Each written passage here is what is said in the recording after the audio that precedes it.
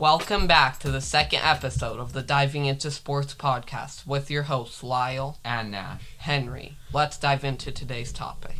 So the Jaguars win a 31-30, 27-point comeback on Wild Card weekend against the Los Angeles Chargers.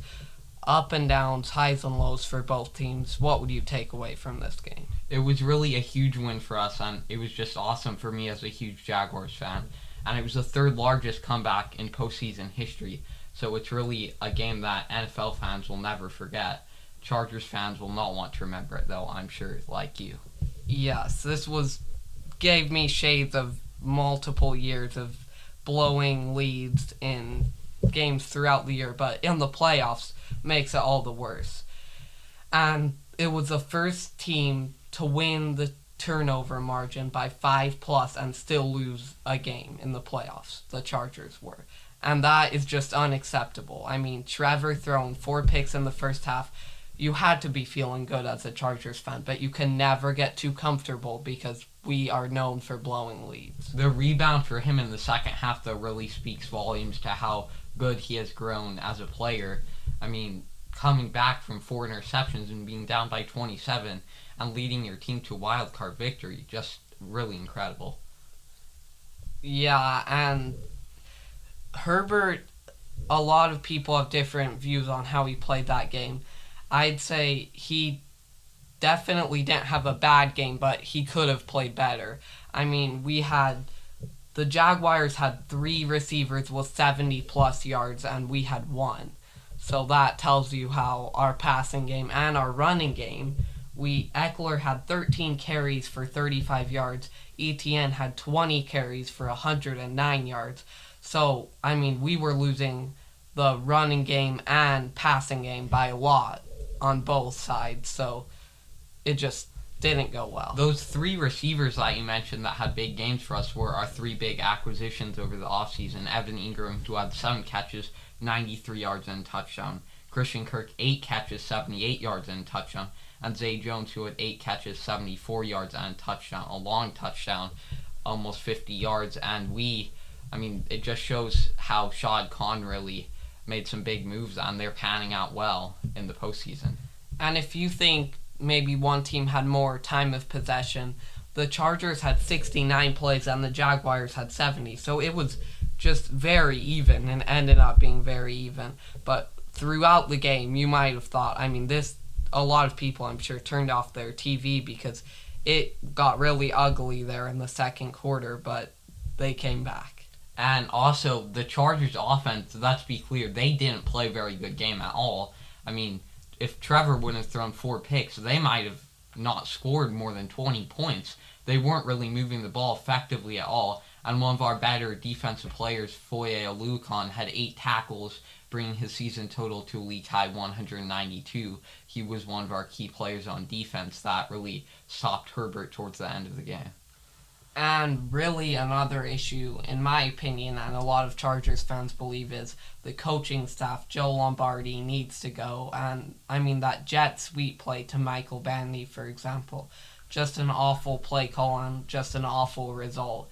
And another crucial play was the missed field goal, which was all on Dicker, which I hate to say it, but that was his worst kick of the year on the most crucial point. A 40-yard kick just hooked to the left, and it was painful to watch. If you're talking about big kicks, Riley Patterson's game winner at the end of the game was just awesome. Curling in and just barely stayed in, but wow, that was just really great to see as a Jaguars fan. Not for you, obviously. Yeah, I knew, like I said at halftime, I knew there was a slim chance the Jaguars would come back. And if it would have been any other team, say, if we had the best coach in the NFL and were the most experienced, I would not have been concerned at all. But we haven't gotten over that hump yet. And I believe Derwin James said that he thinks we'll get over that hump next year. And hopefully we will. But a lot of people thought this was going to be their best year in a while, and it did not pan out that way. Just a major, major choke job by the Bolts, and we really capitalized on that as we really flipped the script and had probably the best half possible in the second, the worst in the first half. it was really just a tale of two halves for both teams. And I mean, both sides of the ball for us worked great in the second half. Like our offensive line, Mack and Bosa were stopped completely by Walker Little. He had 39 pass blocking snaps and 0 pressures allowed in the whole game. That's just amazing, considering he's a swing player. He doesn't even start. He didn't start at the start of the year, but because of Cam Robinson's injury, he had to come in, and he's really filled the void well. I mean, it's great to see that we have depth on our team. And speaking on the injury side of things, that Jamari Salyer injury, I believe, really had a big impact on the game, because Foster Sorrell, I think he has potential. I think he's a good O-lineman, but Salyer has had such a good rookie year, made such big explosions throughout the year, and just protected Herbert so well. But that injury really knocked him out of the game mainly, and he came in a few times, but Sorrell had to do a good job to cover, and he did okay, but you lose a lot of confidence when one of your best players goes out. And to add on to our amazing comeback, I mean, just to make it clear, we were down 27-0 with 28 seconds left in the first half. Just absolutely amazing to come back from that. And our last 5 home games have all been comeback victories. I mean, Week 9, losing to the Raiders by 17, we win. Week 12, losing to the Ravens by 9, we win. Week 15, losing to the Cowboys by 17, we win. Week 18, losing to the Titans by 10, we win. And this week, losing by 27, we win against the Chargers. It really does speak volumes to how good this team is. And I'd watch out if I were a Chiefs fan, because we're coming and we are dangerous. This also gave me shades of the Texans game with not the same result, but Jaguars and Texans, both AFC South. We were both up big in those games. Texans came back, almost won that game, got it within 3 in the last 2 minutes.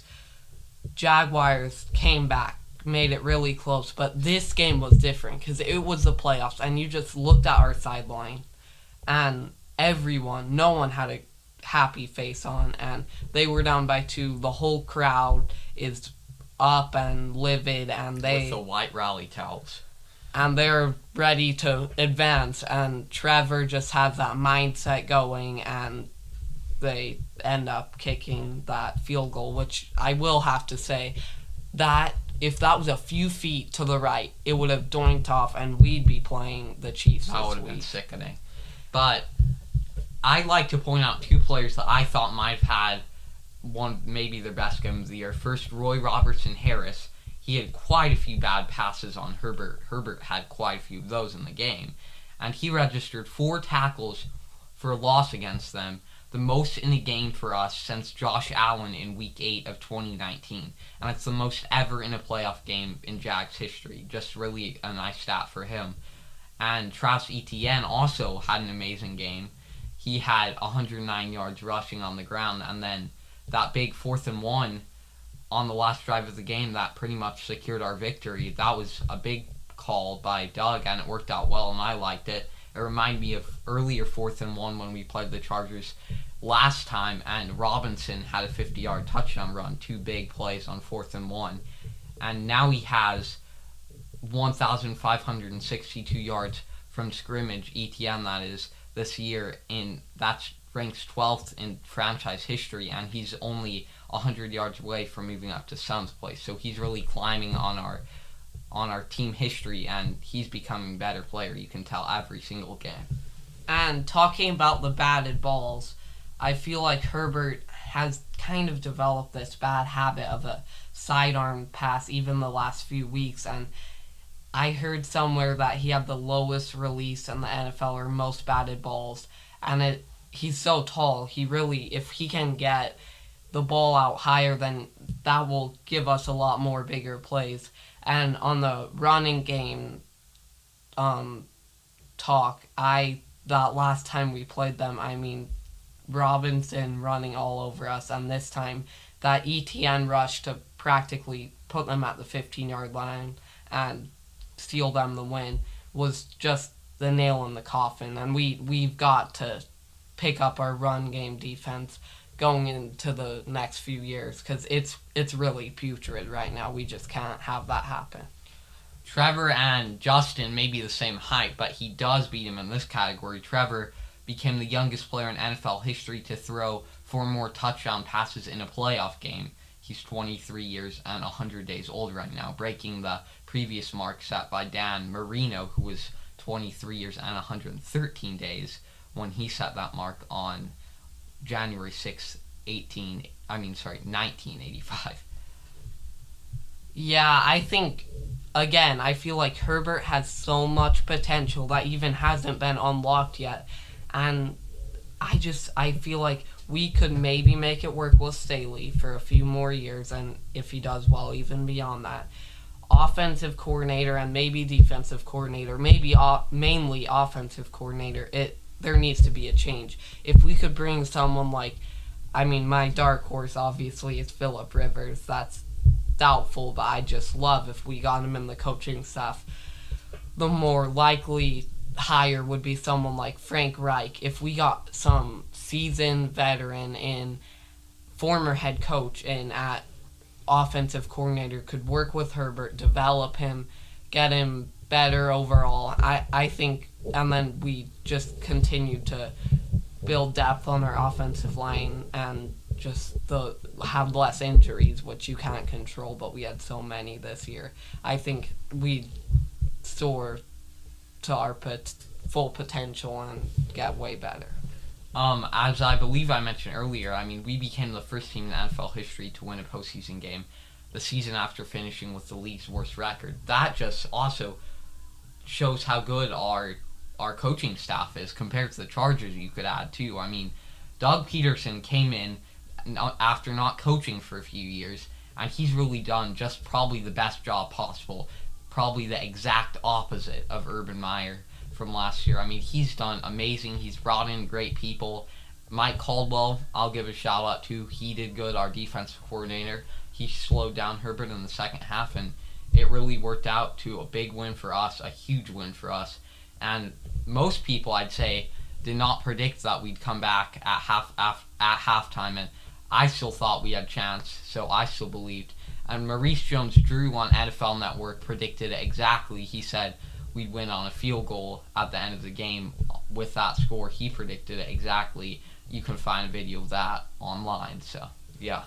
Back to the topic on coaches, I feel like you can just tell with Doug Peterson on the Jaguars. He has that look on the sidelines. They all have that look. They believe in him, and even when they were down big, the fans got back into it slowly, and then the sideline never lost faith. And I think a big part of that is the coaches, and not many people realize that, but a big part of a coach's job is to help get people's confidence up when things are down, and I would assume that the Jaguars coaching staff did just that in this big comeback, and Doug Peterson honestly deserves to beat Andy Reid next week, if you ask me. And you can tell Trevor and Doug have a connection similar to Foles and Doug in 2017. There could be, hopefully like that, a Super Bowl in the future. I think it's possible. Most people won't say so. I still think it's possible we will go to the Super Bowl this year. And it was just such a big win for us. Our confidence is skyrocketed again. And afterwards, Trevor Lawrence went to Waffle House to celebrate the win. It just shows how calm this team is and how brought together everyone is. Wembley Stadium, too, in London had teal and gold lights shining in the stadium to celebrate our win. Everyone is behind us, and we are a team that people really want us to go far, because we just haven't in a long time. So it's really a really good story, and it will be remembered for a while in Duval County. And I think the Jaguars are a team people should be afraid of going forward for many reasons. Again, their team seems to be so connected with their coaches, with everybody in the organization, and they just have that young team, that feel to them with Trevor as QB. They could go into Arrowhead. I truly believe we'll release a preview on that later this week and beat the Chiefs. I think it'll be a very competitive game, but I think the Jaguars just have so much momentum right now. It'll be so hard to slow that down. We will get more into that in a later video this week. And as always, Duval and bolt up. But Duval had the Chargers number this week, and that will do it for the AFC wildcard and NFC wildcard weekend, except for the game tonight, which is Buccaneers-Cowboys, and we'll release a preview on that later tonight. But hopefully we'll move on again next week against the Chiefs. Let's go Jags, as always. Thanks for tuning in. Remember, you can listen to Diving into Sports on Spotify, YouTube, Amazon Music, iHeartRadio, CastBox, Pocket Casts, and Stitcher. We'd love it if you could follow us on all of those platforms. And check out our Twitter account. Our handle is @Nash and Lyle. By the way, we're now available on Google Podcasts as well.